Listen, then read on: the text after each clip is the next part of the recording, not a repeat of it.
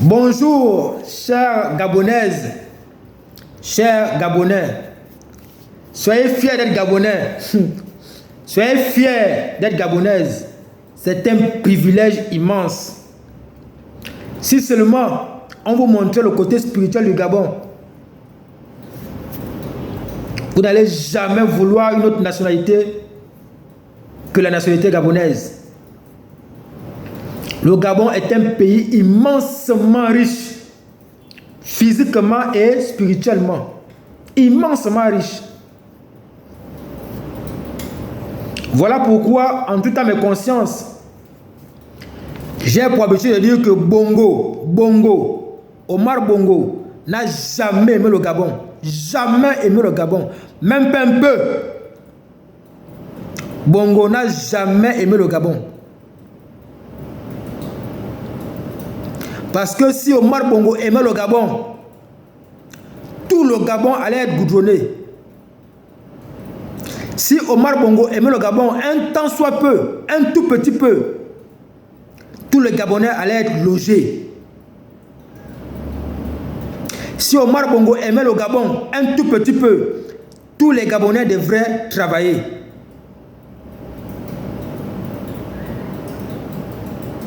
J'ai du mal à croire qu'il y a certains Gabonais ignorants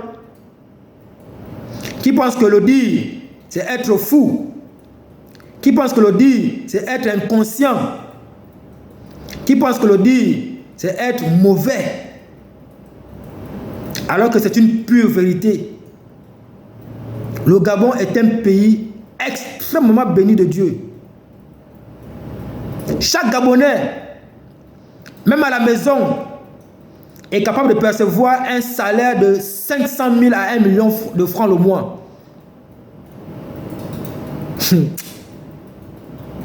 Mais c'est regrettable de croire que c'est pas vrai.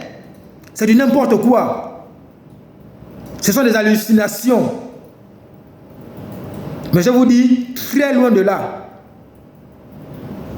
un Gabonais est capable, étant assis à la maison, de percevoir chaque fin du mois 500 000, 1 million, bien propre, sans forcer, et être logé convenablement. C'est possible.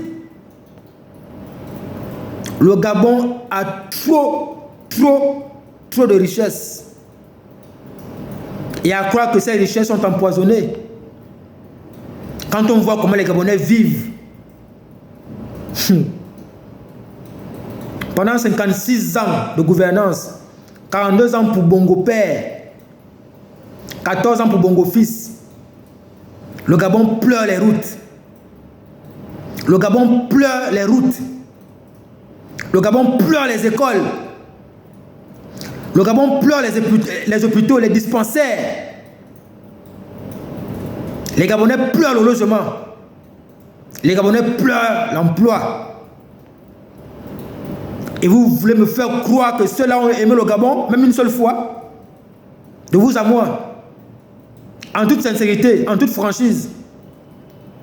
Vous pensez que Bongo, là où il est là-bas, de l'autre côté, avec nos ancêtres, nos aïeux, vous pensez que lui-même il est fier de ce qu'il a fait au Gabon, aux Gabonais?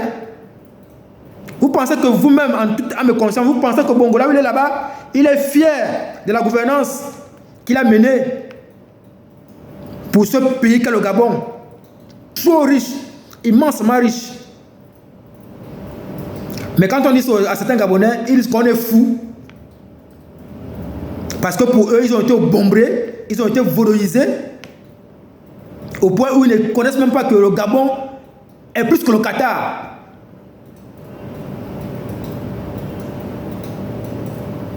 En termes de richesse, bien sûr. Mais même le strict minimum, on n'a pas. Le Gabonais pleure même le strict minimum. Le strict minimum, sur 56 ans de gouvernance, 42 ans pour Bongo père, 14 ans pour Bongo Ali. Le Gabonais pleure le strict minimum. Et après, oh, Bongo était un bon président. Bongo était un bon président. En quoi? Omar Bongo a fait quoi pour les Gabonais? Omar Bongo a fait quoi pour les Gabonais? Non, mais venez me dire en commentaire.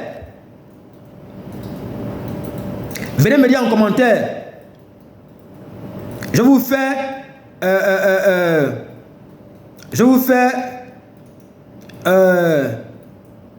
je vous jure de lire tous vos commentaires. En allant dans le contresens de ce que j'ai dit. Venez me le dire en commentaire. Si Bongo a aimé le Gabon, si oui, qu'est-ce qu'il a fait pour les Gabonais? Rien. Absolument rien. Que de la misère. Que de la misère. Que de la mauvaise gouvernance. Que des détournements massifs des fonds publics. Et cela s'est perpétré avec son fils. Est-ce que, je finis par cette question. Je finis par cette question. De vous à moi. Est-ce que les Gabonais méritent de vivre comme ils vivent actuellement? Si seulement, si et seulement si, le Gabon a connu un dirigeant ou des dirigeants qui avaient l'amour pour le pays, qui avaient l'amour pour le peuple, est-ce qu'un temps soit peu, le Gabonais devrait vivre comme il vit là? En toute franchise,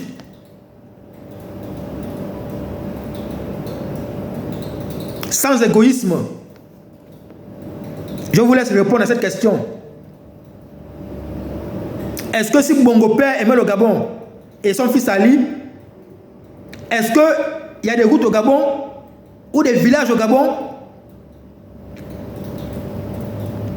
qui allaient être comme ce qu'on voit là? Pas de route, pas de dispensaire, aucun développement. Mais comment nous faire croire que ces gars-là aimaient le Gabon? Ils n'ont jamais aimé le Gabon. Ils n'ont jamais aimé le Gabon. Ils n'ont jamais aimé le Gabon. Et c'est triste. Il n'y a rien de plus triste que de savoir qu'on est Gabonais. On a tout ce que Dieu nous a donné. Mais qu'il y a des Gabonais qui ont du mal à manger. Il y a des Gabonais qui ont du mal à manger. Je vous raconte une petite histoire. Je pense que j'étais à ma 5e année de fin d'études. Donc je me lève le matin, comme d'habitude. Je finis de faire ma petite prière. Je sors de chez moi. Ah oui, parce que moi je ne sors jamais de chez moi sans prier. Jamais, jamais, jamais. Je ne dors jamais sans prier. Je ne me lève jamais, jamais, au grand jamais sans prier. Donc en sortant de chez moi, après ma petite prière, je croise sur la route une maman gabonaise avec 3 enfants, sinon une mamie. C'est sûr que c'était la gamme de ces enfants-là. Une maman gabonaise avec 3 enfants. Je pense que c'était en 2019 comme ça, je pense, oui. 2019, oui, je pense. Je croise la maman ou la mamie avec ses 3 petits-enfants. Elle me dit, papa, bonjour. Je dis, bonjour maman, bonjour mamie. Ah, elle me dit, ah papa, là où tu me vois là, je suis en train d'amener tes neveux à l'école comme ça. Je n'ai même pas 100 francs pour leur payer le goûter. Une maman gabonaise au Gabon. Ce que je vous dis, histoire vraie, authentique. Elle me dit, papa, là où je me vois là, avec tes trois neveux là, je les amène à l'école comme ça là, je n'ai même pas de quoi leur payer le goûter. Je vous assure que toute ma journée a été bouleversée. Toute ma journée a été bouleversée. J'avais les larmes au cœur, les larmes aux yeux. Ce que ça m'a fait.